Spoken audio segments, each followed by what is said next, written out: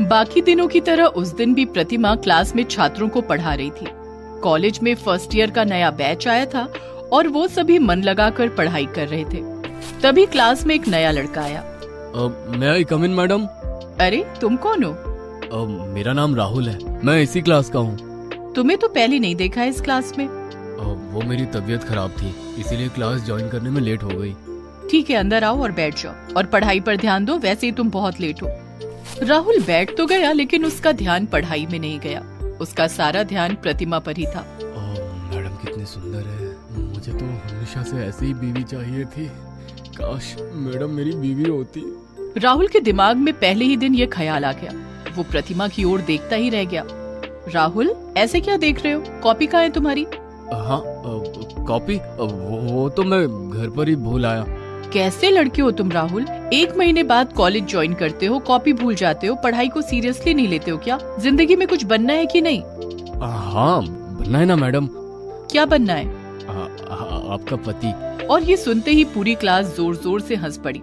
Shut up, चुप हो जाओ सब लोग। क्या बोला तुमने राहुल? नहीं मैडम, गलती से मिस्टेक हो गया। मेरा मतलब था करोड़पति बनना चाहता हूँ मैं। और वो कैसे बनोगे घर पे कॉपी भूल कर? फिर से पूरी क्लास हंस पड़ी। ऐसे ही दोनों के बीच बातों का सिलसिला चलता रहा। पहले दिन प्रतिमा ने राहुल को बहुत डांट दिया। प्रतिमा 30 साल की थी और उसका एक बॉयफ्रेंड था। उसका नाम मनोज था। मनोज से प्रतिमा की शादी भी तय हो गई थी, लेकिन मनोज दूसरे राज्य में काम के सिलसिले में रहता था। क्लास के बाद प्रतिमा ने मनोज को कॉल किया और पूछा, मनोज कब लौट रहे हो तुम? मुझे और अच्छा नहीं लग रहा है, मुझे तुमसे शादी करनी है। 30 की हो गई हूँ मैं। अरे डार्लिंग, चिंता क्यों करती हो? मैं कहीं भाग रहा हूँ क्या? इस बार लौटकर मैं तुमसे शादी करूंगा। प्रॉमिस कर रहे हो ना? हाँ बाबा, प्रॉमिस। मनोज प्रतिमा को उम्मीद देता रहता था और प्रतिमा भोली बच्ची की तरह मान भी जाती थी। 5 साल से मनोज बस उम्मीद ही दे रहा था। इधर प्रतिमा को देखकर राहुल पागल हो गया था। क्लास के बाद राहुल के दोस्त राहुल को चिढ़ाने लगे। क्या राहुल, पहले दिन ही प्रतिमा मैडम से डांट पड़ गई? अरे वो डांट नहीं, प्यार था मैडम का। अच्छा प्यार? मैडम से प्यार हो गया है क्या तुझे? हाँ भाई, ऐसा ही कुछ समझ ले। हाँ यार, जो भी बोल, सुंदर तो है प्रतिमा मैडम। सुन, भाभी है वो तेरी, ठीक है ना? ये सब मत बोल। अच्छा, भाभी है मेरी?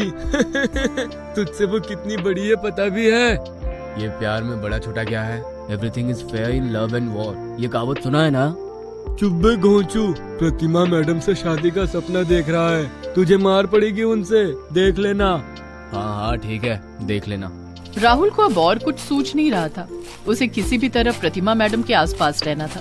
पढ़ाई में उसका मन नहीं लग रहा था। छोटी सी छोटी चीज करते हुए वो गलती कर रहा था।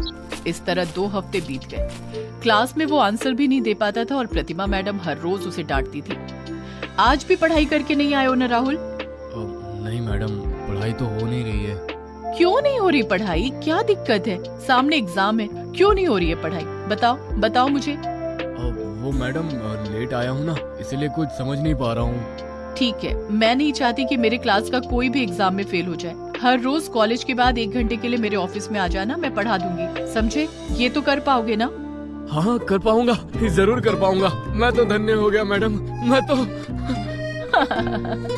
राहुल को तो जैसे हाथ में चांद मिल गया। क्लास के बाद उसके दोस्त उसे चिढ़ाने लगे। अरे भाई, तेरे तो मजे ही मजे हैं। मैडम ने खुद तुझे ऑफिस जाने के लिए कहा।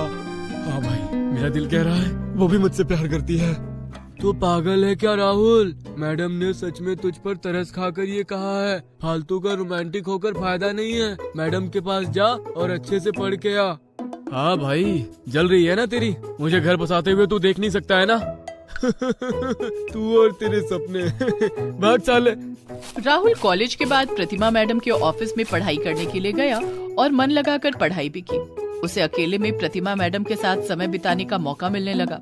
2-3 दिन सिर्फ पढ़ाई करते हुए बीत गए। उसके बाद से पढ़ाई के साथ साथ कुछ पर्सनल बातें भी होने लगी और राहुल बात बात पर जोक मारता रहा। राहुल, कितने फनी हो तुम। बिल्कुल मनोज के जैसे। मनोज? ये मनोज कौन है मैडम? मनोज मेरा होने वाला पति है। वो भी ऐसे ही हंसाता है मुझे। कुछ ही महीनों में मेरी शादी है। राहुल को जैसे सदमा लगा। मनोज के बारे में उसे पता नहीं था। आज उसे पता चला और ये भी पता चला कि प्रतिमा उसके साथ शादी करने वाली है। घर लौटकर राहुल रोने लगा। मेरे साथ ये क्यों हुआ ये? हे भगवान, मुझे प्रतिमा मैडम से ही क्यों प्यार हो गया? मेरे दोस्त सही कहते थे, दिन में सपना देख रहा था मैं। ये कभी होता है क्या? एक स्टूडेंट से मैडम शादी करती है क्या? राहुल को बहुत दुख पहुंचा। अगले दिन से राहुल ने प्रतिमा मैडम के ऑफिस जाना ही बंद कर दिया। प्रतिमा कॉलेज के बाद राहुल का इंतजार करती रही।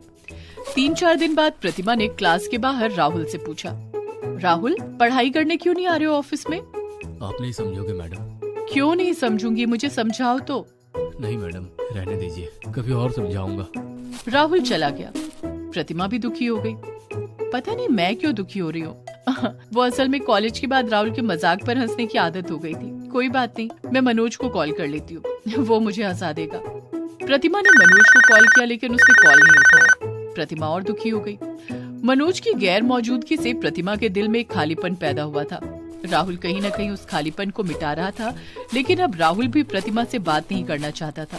कुछ ही दिन में वैलेंटाइंस डे भी आने वाला था। शाम को मनोज ने कॉल किया और प्रतिमा को खुशखबरी दी। मैं आ रहा हूँ प्रतिमा, मैं अगले हफ्ते आ रहा हूँ। ये सुनकर प्रतिमा बहुत खुश हो गई। वैलेंटाइंस डे से पहले मनोज आ रहा है, इसका मतलब दोनों की शादी होगी। अगले हफ्ते मनोज आया। मनोज और प्रतिमा दोनों मिलकर शादी का प्लान करने लगे। उधर राहुल बेचारा दुखी होकर घर पर पड़ा हुआ था। उसके दोस्त आए। राहुल, हमसे तेरा ये हालत देखा नहीं जा रहा है, तू प्रतिमा मैडम से सच कह दे।